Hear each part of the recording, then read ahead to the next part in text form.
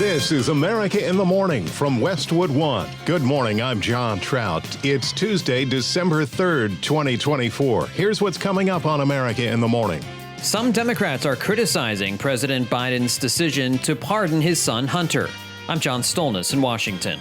Dangerous blizzard-like conditions in parts of the north and the east. Cold air, it dumps the snow. I'm Clayton Neville.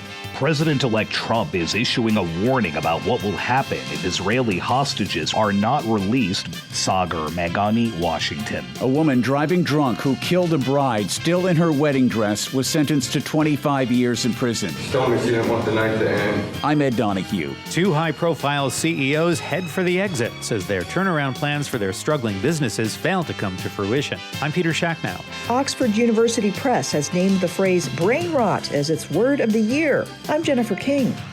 All ahead on America in the Morning.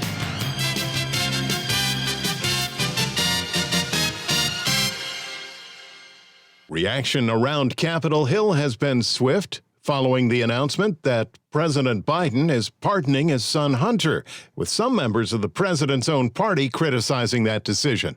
John Stolnis has more from Washington.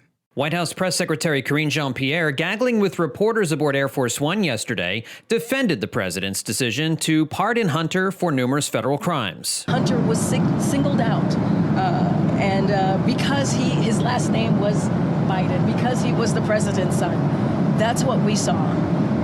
And so the president believed enough is enough, and the president took action. And he also believes that they tried to break his son in order to break him. Back in June, following a conviction on gun charges and a guilty plea on tax charges, Biden said he would not get his son out of his sentence. I am satisfied that I'm not going to do anything. I said I'd abide by the jury decision, and I will do that, and I will not pardon him. However, this latest decision reverses course, and some of the president's fellow Democrats are critical of his decision. Colorado Governor Jared Polis on X called it a bad precedent that could be abused by later presidents, and said it could tarnish President Biden's reputation. Vermont Senator Peter Welch said the pardon was understandable but unwise, and Colorado Senator Michael Bennet said Biden put personal interest ahead of duty. But not all Democrats felt that way, including Democratic National Committee Chair Jamie Harrison, who said most people will see what Joe Biden did was right. Republican Senator Tommy Tuberville told reporters he can understand why the president did what he did. If it was my son, I'd pardon him too. But here's what I didn't like. Don't lie to us. Don't tell us you're not going to do it and then do it. That's not what a president should be like. Hunter Biden's attorney, Mark Garagos, said if the Justice Department was going to drop all charges against Donald Trump, it only made sense for President Biden to pardon his son. When Jack Smith basically said he was throwing in the towel on Trump and dismissing both cases, and he was resigning as special counsel, it occurred to me that that's the right time for Hunter to be pardoned. John Stolnis, Washington. Lake effect snow continues to blanket states around the Great Lakes, with some areas getting over 5 feet. And more snow is on the way. More from the region with our Clayton Neville reporting. The stretch of I-94 in Michigan was shut down for hours after authorities said that a dozen vehicles were involved in a pileup. At least 15 other vehicles slid off the road in the same spot, causing a mess. And in Dunkirk, New York, Police Captain Chris Witkowski told WIVB-TV that roads there are a mess too. The snow accumulated so much that our officers were out there constantly pushing people out of intersections, so the cars were out of the way so the snowplows could get through. Winter storm warnings and advisories are in place in Michigan, Indiana, Alaska, Tennessee, New York, Minnesota, and Wisconsin. It's been relentless. Friday, it's been definitely a challenge, that's for sure. Dunkirk residents spoke with WIVB. So the first day wasn't too bad. It was a little bit light. But then by Saturday afternoon, it was really heavy, wet, and thick. You could just see it moving in. By afternoon, it was just all nice dark clouds just coming on in, and there was no end in sight. You know, looking at the radar, it was just miles out and just come right at us. Conditions dangerous as the snow falls hard in some spots. It could be a mile down the road, and it hits just like somebody pulled a shade over your eyes. You can't see nothing, and it's phenomenal how it comes down. Northeasterners telling the Buffalo TV station it comes with the territory. We're in an area where you can have 4 seasons in 4 hours. And as long as that lake is not frozen, When it hits land, that cold air, it dumps the snow, and here's what we got. Blizzard conditions and the lake effect snow expected to continue this week with potentially another dose later in the week. The heavy nature of the storm, certainly the story, as snow of 3 to 5 inches can fall in as little as 12 hours or less. Snow blowing and biting winds and sleet accumulation very much in the mix. I'm Clayton Neville. Today's top stories are brought to you by Sleep Number. And now, during our Cyber Week sale, save 20% on most Sleep Number smart beds, plus free home delivery with any base. Limited time. To find a store near you, visit sleepnumber.com. Trump warns Hamas. We'll have that and more when America in the Morning continues after these messages.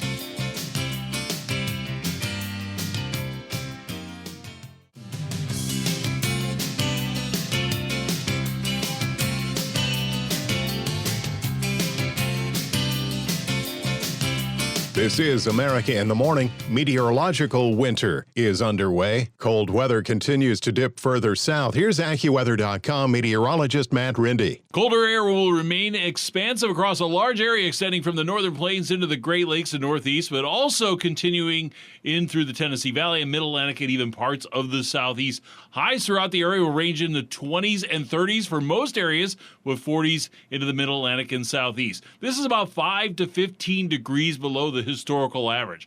This cold air will continue to move over the warm Great Lakes, gathering moisture along the way and then depositing heavy amounts of snow in lake effect snow bands. The one piece of good news is the bands will be shifting northward later today and tonight ahead of a storm system, but there will still be places that receive another foot or more. That storm will start spreading snow into northern parts of Minnesota, Wisconsin, and Michigan late today and tonight, with a few inches of snow possible by Wednesday morning.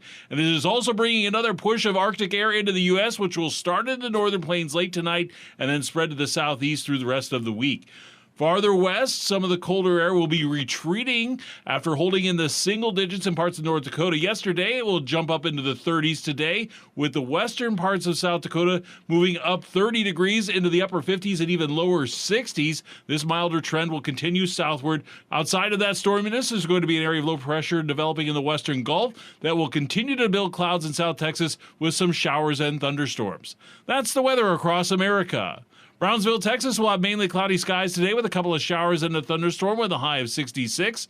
Greensboro, North Carolina will have a colder day despite plenty of sunshine and a high of 42. That's the nation's weather. I'm AccuWeather.com meteorologist Matt Rindy. I'm John Trout. Remember to follow us wherever you get your podcasts, Apple, Spotify, Amazon, and YouTube. Just search America in the Morning in your favorite listening app. President-elect Donald Trump offered a stark warning to the terrorist group Hamas and to those who support them, demanding that Israeli hostages in Gaza be freed before he takes office. Washington correspondent Sagar Meghani reports. In a social media post, Trump says if the hostages are not freed by January 20th, there will be all hell to pay in the Middle East. He writes those responsible will be hit harder than anyone has been hit in American history. It's unclear whether Trump's threatening to directly involve the U.S. military in the Israeli campaign against Hamas. Trump allies say he hopes a ceasefire and hostage release deal is struck before he takes office. The Biden administration has launched a last-ditch effort to try and restart talks between the two sides. Sagar Meghani, Washington. The woman who drunkenly plowed her speeding car into a newlywed couple on their golf cart, killing the bride instantly and severely injuring the groom, stood before a judge and learned her fate. Here's correspondent Ed Donahue. Jamie Komorowski pleaded guilty. Police say she drank at several bars in Folly Beach, South Carolina last year and was driving well above the speed limit when she slammed into a golf cart, leaving a wedding. This is the worst decision I have ever made in my life. Samantha Miller was killed wearing her wedding dress moments after she married Eric Hutchinson. On the golf cart, she told me she didn't want the night to end. And I kissed her on the forehead. And then the next thing I remember is waking up in the hospital. Miller's father, Brad Warner, says he was disgusted Komorowski appeared to never take responsibility. For the rest of my life, I'm going to hate you. And when I arrive in hell and you come there, I'll open the door for you. Audio from WCIV. Many of Miller's family asked for a harsher sentence. I'm Ed Donahue. In sports, it's week 13 of 18 in the NFL. Last night, the Denver Broncos defeated the Cleveland Browns 41-32. When we return on America in the Morning, chipmaker Intel on the AI sideline and Cyber Monday results. Back after these messages.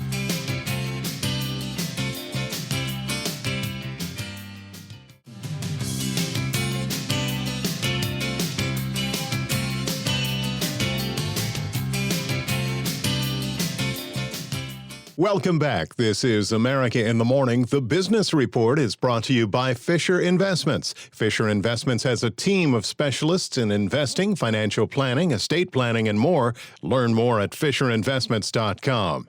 At least 2 CEOs getting pink slips for Christmas. Here's CNBC's Peter Schacknow. It can be very lonely at the top, or in this case, the executive suite, especially when your turnaround plan fails to turn the business around. Such was the case for Intel's Pat Gelsinger and Carlos Tavares, the now former CEO of Chrysler and Jeep parent Stellantis.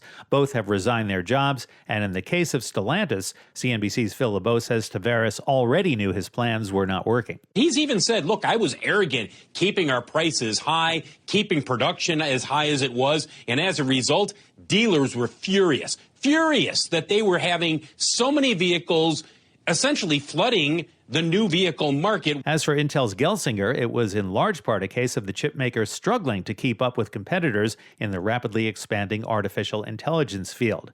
Ironically, even if Intel does catch up to the likes of NVIDIA and other semiconductor companies, investors may have already left them in the rear-view mirror, according to Constellation Research principal analyst Ray Wang. We'll see a rotation in the next 6 to 12 months out of chips from NVIDIA and TSMC to software companies that are actually delivering on AI companies, where that piece is going to play a big role. It also is part of the run-up on the Apple side, because they're actually putting the AI into use, and people are starting to see how that AI is working. Other big-name companies are also in the news this morning, although it's not necessarily the kind of attention they crave. Apple is being accused of illegally monitoring personal devices and iCloud accounts and barring them from discussing pay and working conditions. The accusation comes in a lawsuit by a digital ad worker at Apple. And Boeing's slow recovery from a workers' strike is highlighted by new figures from European rival Airbus. Industry sources say Airbus delivered over 80 jets to customers in November as it worked out supply issues. By contrast, Boeing is only expected to report about a dozen deliveries. With holiday shopping now well underway, Cyber Monday saw record spending after a healthy Black Friday.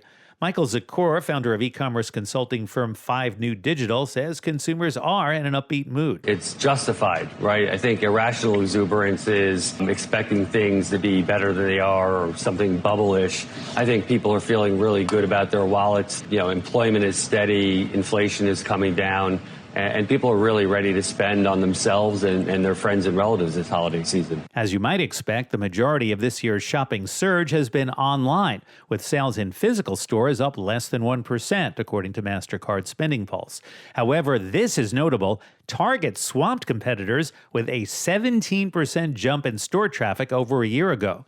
Give a big assist to Taylor Swift. Target is the only retailer offering her commemorative Eras Tour book in its stores. CNBC's Peter Schacknow.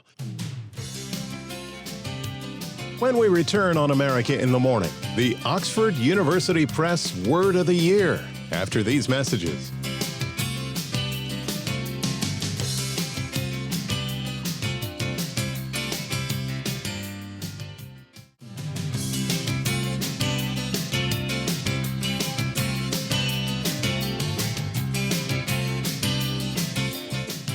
Welcome back. This is America in the Morning.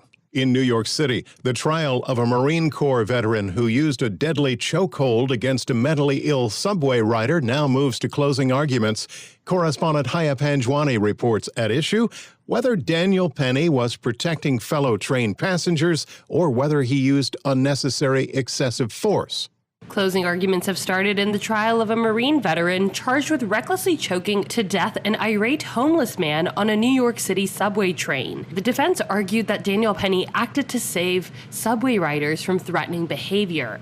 Penny faces charges including manslaughter in the May 2023 death of Jordan Neely. The white veteran Penny put Neely, who was black, in a chokehold for about 6 minutes. Prosecutors will get a chance to sum up their arguments later. They have said that Penny intended to protect other subway riders, but used too much force and was indifferent to the human life he was holding in his arms. I'm Haya Panjwani. The winning word from Oxford University Press to sum up 2024 is a modern condition familiar to most of us. Correspondent Jennifer King reports. Oxford University Press has named the phrase brain rot as its word of the year. It's defined as the supposed deterioration of a person's mental or intellectual state, especially from consuming too much low-grade content, especially online. Oxford Press says the phrase, chosen by a combination of public vote and language analysis, gained new prominence in 2024 with a 230% increase in usage since the previous year. The 5 other finalists were demure, slop, dynamic pricing,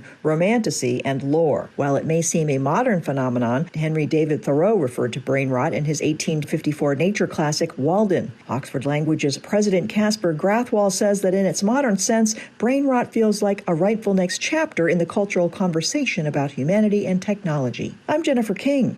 If you need more schooling on the word, try the hippocampus. America in the Morning for Tuesday, December 3rd, 2024 is produced by Jeff McKay. Senior producer Kevin Delaney. I'm John Trout. This is Westwood One. This is America in the Morning from Westwood One. I'm John Trout. Coming up this half hour. President Biden's broken promise on pardoning his son is raising new questions. Sagar Meghani, Washington. President-elect Trump says there will be hell to pay if there's not a ceasefire before he takes office. I'm Clayton Neville.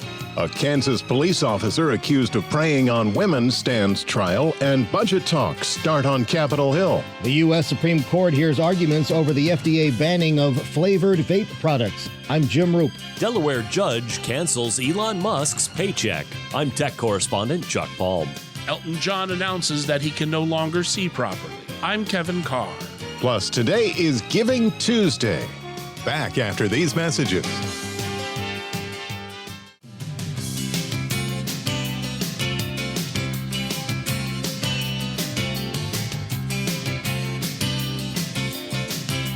This is America in the Morning. Snow continues for the Great Lakes. Rain for Texas. Here's AccuWeather.com meteorologist Matt Rindy. There is a developing area of low pressure in the western Gulf of Mexico, and that will continue to build clouds into South Texas. And this will produce some showers and thunderstorms, especially this afternoon, which will expand northward tonight into tomorrow. Some of the rainfall with that could become heavy at times, especially along the Texas coast. Looking at the west, it'll generally remain quiet today, though some fog to start today in many areas from the California valleys northward to the Washington coast, and even interior parts of Washington and Oregon could lead to a slow and even slick start to the day for those areas. Colder weather will continue to cover a large area from the northern plains into the Great Lakes and Northeast, but also expand much farther south through the Tennessee Valley into the Mid-Atlantic and even parts of the Southeast. Highs throughout the area will range into the 20s and 30s for most, with 40s in the Mid-Atlantic and Southeast. This is about 5 to 15 degrees below the historical average. And this cold air will continue to move over the Great Lakes, gathering moisture along the way and then depositing heavy amounts of snow in lake-effect snow bands. Some places could see up to a foot of snowfall before bands start to shift later today and tonight. The reason that bands are shifting is because we have a storm spreading snow into the northern parts of northern Minnesota, into Wisconsin and Michigan late today, and then continuing tonight. There could be a few inches of snow from that by Wednesday morning. And this system is also going to bring in another push of Arctic air into the U.S., which will start in the northern plains late tonight and then spread south and east through the rest of the week. In the western plains, the colder air will be retreating after holding in the single digits in parts of North Dakota yesterday, into the 30s today, and jumping into the 50s and 60s in parts of South Dakota, southward to North Texas. I'm AccuWeather.com meteorologist Matt Rindy. Remember, follow us wherever you get your podcasts. Apple, Spotify, Amazon, YouTube. Just search America in the Morning in your favorite listening app. I'm John Trout. Members of the Biden administration are defending the president's pardon of his son Hunter, despite breaking his word that he would refrain from doing so. As Washington correspondent Sagar Meghani reports, Republicans, including President-elect Donald Trump, are outraged, while many on the left are projecting a sympathetic tone toward Joe Biden's decision. The president would not pardon or commute the sentence for his son, Hunter. I just want to make sure that that is not going to change over the next 6 months. The president's saying he would not. It's still a no. It's still a no. It will always be a no. It's still a no. It will be a no. It is a no, and I don't have anything else to add. Will he pardon his son? No. President Biden's broken promise on pardoning his son is raising new questions about the outgoing chief executive's legacy. Joe Biden ran on a pledge to restore respect for the rule of law. But in the case of son Hunter, who was weeks from being sentenced on federal gun and tax charges. Two things could be true. The president does believe in the justice system and the Department of Justice. And he also believes that his son was singled out politically. Spokeswoman Karine Jean-Pierre. Hunter was singled out, and because his last name was Biden, because he was the president's son. That's what we saw. And so the president believed enough is enough, and the president took action. But the move's being bashed on both sides of the aisle, from Arizona Democratic Congressman Greg Stanton, who says this was not politically motivated. This was a man convicted by a jury of his peers, to President-elect Trump, who calls the pardon a miscarriage of justice. Some Democrats worry it will now be harder to take on Trump, who has argued his own legal troubles were due to a politically motivated justice system unfairly targeting him. Sagar Meghani, Washington. Civil war in Syria is only adding to the ongoing conflict in the Middle East, which has seen in the past 24 hours Hezbollah firing into Israeli territory and Israel's stronger reaction, despite the ceasefire in effect, the U.S. firing on Houthi positions in Yemen, and President-elect Donald Trump's direct warning to Hamas that Israeli hostages must be released before he takes office. Correspondent Clayton Neville reports. The ceasefire conditions between Israel and Hezbollah are under the microscope as tensions in the Middle East escalate following the death of Israeli-American hostage Omer Nutra in Gaza. State Department spokesperson Matthew Miller says that Secretary of State Antony Blinken is meeting with Israel's Minister for Strategic Affairs. We need to get a ceasefire. We need to see the hostages released. We need to implement plans for the day after that would allow or would establish governance, security, and reconstruction inside Gaza. This amid a shift in the civil war in Syria. So in the immediate term, what we want to see are de-escalation and protection of civilians and minority groups. But our overall policy remains the same, is that we want to see a serious and credible political process to end this civil war once and for all, with a political settlement consistent with United Nations Security Council Resolution 2254. Miller says that resolution calls for a negotiating process. Process facilitated by the United Nations, where the Syrian regime and the opposition groups would negotiate a path forward for Syria. It's important that that path be Syrian-led and that have a process that ultimately leads towards elections. Meanwhile, the U.S. military says 2 U.S. Navy destroyers shot down incoming Houthi missiles and drones that were targeting 3 U.S.-flagged commercial ships. As tensions seemingly escalate in the Middle East, America's president-elect is speaking out. Donald Trump saying in a statement there will be hell to pay if there's not a ceasefire before he takes office January 20th. He said, quote, "Those responsible will be hit harder than anybody has been hit in the long and storied history of the United States of America." I'm Clayton Neville. Saying he betrayed the public trust, a Kansas police officer accused of preying on the women he was sworn to protect now faces trial. Correspondent Jennifer King explains. We who believe in freedom shall not rest until justice rolls down like water. It started out as whispers in one of the poorest communities in Kansas City, Kansas. Now jury selection in Topeka marks the beginning of the federal trial of Roger Golubski, a white former police detective who prosecutors say sexually assaulted black women and girls and threatened to jail their relatives in a case that has outraged the community. Like, I completely was telling this story over and over and over as from young age, 20-something years old, all the way up. I'm 45. Jermica Hobbs is one of his accusers. I tried to say something, but when nobody listened to me, I really need peace, and they need to do something. He's charged with 6 felony counts of violating women's civil rights. Former officer Max Seifert went to the police academy with Golubsky. Why didn't somebody take him in and, sit him down and basically deal with it and tell him, hey, look, this isn't going to be tolerated? And my response was, who would do that? And if they would have, he would have said, well, hey, what about this person, or this person? That was sexual misconduct was tolerated. It was kind of like a boys will be boys type thing, The detective's attorney says his fate turns on the credibility of his accusers. The county prosecutor's office has been re-examining cases Golubsky worked on during 35 years on the force, and one man has already been exonerated in a double murder case. Golubsky and an alleged drug dealer have also been charged in a separate case of running a violent sex trafficking operation. I'm Jennifer King. When we return on America in the Morning, Elon Musk told he can't earn that much after these messages.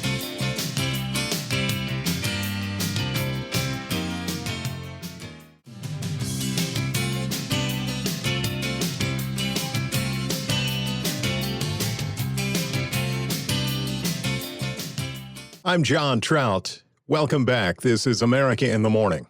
Congressional leaders staring at a government shutdown in just 3 weeks have started negotiations towards what's expected to be a funding patch that the next Congress will have to deal with. Speaker Mike Johnson and Senate Majority Leader Chuck Schumer have yet to come to any terms on an overall spending total for the military and non-defense programs. While Schumer said on the Senate floor that both sides are making progress toward passing a continuing resolution, Republicans had been waiting for Donald Trump to indicate if he preferred a stopgap bill that pushed funding decisions into his term, or if he wanted lawmakers to negotiate new spending levels now, which would allow him to focus on other legislative priorities after he takes the oath of office. The current continuing resolution expires December 20th. America in the Morning continues. The U.S. Supreme Court is weighing the pros and cons of flavored vape products after manufacturers sued the FDA over the agency banning the sale of products in America. Jim Roop reports. Vape manufacturers claim the FDA pulled the old switcheroo on them, changed up what studies are needed for the approval of the products. The companies must show that vape products have benefits to existing smokers as a cessation tool that offsets the risks to teens.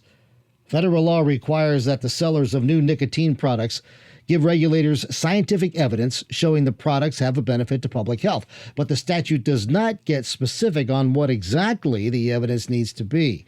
While companies claim, in Justice Clarence Thomas's words, that the guidance were a moving target, either not clear or changed as time went on, Justice Elena Kagan seemed not to buy that argument. Everybody basically knows that flavors are particularly dangerous in terms of kids starting the use of smoking products. And so, the countervailing benefit might be if flavors were also particularly good at getting adults to stop smoking. And that's basically what FDA told you, and it's basically what you tried to convince FDA of. And then at the end, FDA said, you haven't convinced us. Justice Brett Kavanaugh, also seeming to be sympathetic to the company's complaint about how the FDA guided its guidance, also suggested, though, that if the FDA says the benefit to smokers doesn't outweigh the harm to kids, well, that's it. I'm trying to figure out what the legal error is there. All of this could change, however, come January 20th, as President-elect Donald Trump has reportedly said he will, quote, save, unquote, vaping. I'm Jim Roop. California Governor Gavin Newsom and state lawmakers returned to Sacramento to begin a special legislative session with the goal of protecting the state's progressive policies ahead of Donald Trump's second term in the White House. Newsom's a fierce critic of the president-elect and wants Democrats who control both chambers of the state capitol to approve additional funding to the state attorney general's office to prepare for likely legal fights against anticipated federal challenges. The money would be earmarked for potential attacks by the Trump administration on state policies regarding immigration, civil rights, climate change, and abortion access. California sued the Trump administration more than 120 times between 2017 and 2021. Shifting gears now, recent holiday air travel has shattered records. Correspondent Haya Panjwani reports. Travelers heading home after the Thanksgiving holiday are setting a record. The Transportation Security Administration says that it screened nearly 3.1 million travelers on Sunday, breaking the previous record by about 74,000 people. The last mark was set on July 7th. That was also the Sunday after a holiday, the 4th of July. Hundreds of thousands of travelers were delayed or had their flights canceled. FlightAware says more than 6,800 flights were delayed on Sunday, with the highest numbers at Hartsfield-Jackson Atlanta International Airport and Chicago's O'Hare Airport. I'm Haya Panjwani. Elon Musk got denied the largest payday in history by a Delaware judge after the board at Tesla okayed his $56 billion salary. Here's Chuck Palm with that in today's Tech News.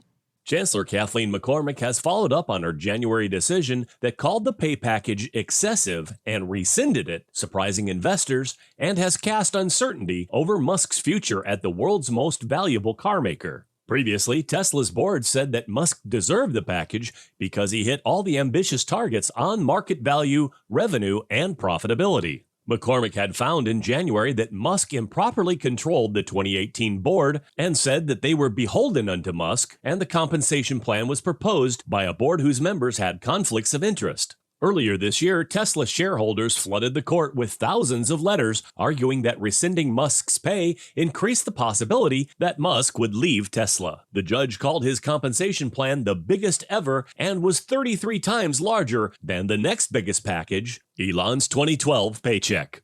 Follow me on X, @ChuckPalm. America in the Morning's Robert Workman has a look at sports. A wild Monday night game in Denver to wrap up NFL Week 13. The Broncos outlasted the Browns 41-32. Cleveland quarterback Jameis Winston threw 6 touchdown passes. Unfortunately, 2 went in the wrong direction. A 71-yard pick six by Nick Benito in the first half, and a 44-yard scoring scamper by Jaquan McMillan just after the 2-minute warning. Bo Nix had a 93-yard pitch and catch TD with Marvin Mims Jr. Week 14 begins Thursday with a good one, the Packers at the Lions. The new college football playoff poll comes out tonight in advance of conference championship weekend coming up Friday and Saturday. NBA, the Celtics get back on track with a 108-89 thrashing of the Heat. Jaylen Brown had 29 points. These games matter, even though we're in December and, we want to play into late June. These games matter, so I just had to push through it. Peyton Pritchard added 25 off the Boston bench. Hawks hounded the Pelicans. That's 9 straight losses for New Orleans. Bulls barreled over the Nets. Josh Giddey had a triple-double. And the Timberwolves trounced the Lakers. NHL, the Devils ripped the Rangers 5-1. 2 goals for Jack Hughes. Jesper Bratt had a goal and 3 assists. Maple Leafs bounced the Blackhawks and the Stars tipped Utah. Kansas remains number 1 in the latest college basketball polls. A big shuffle behind the Jayhawks, though. Last week's number 2 team, defending national champion Connecticut, fell all the way to 25th in the AP after dropping all 3 of its games in Maui. Auburn moves up to 2nd with Tennessee, Kentucky, and Marquette jumping into the top 5. That's Tuesday Sports. Thank you, Robert. When we return on America in the Morning, legendary pop singer loses his eyesight after these messages.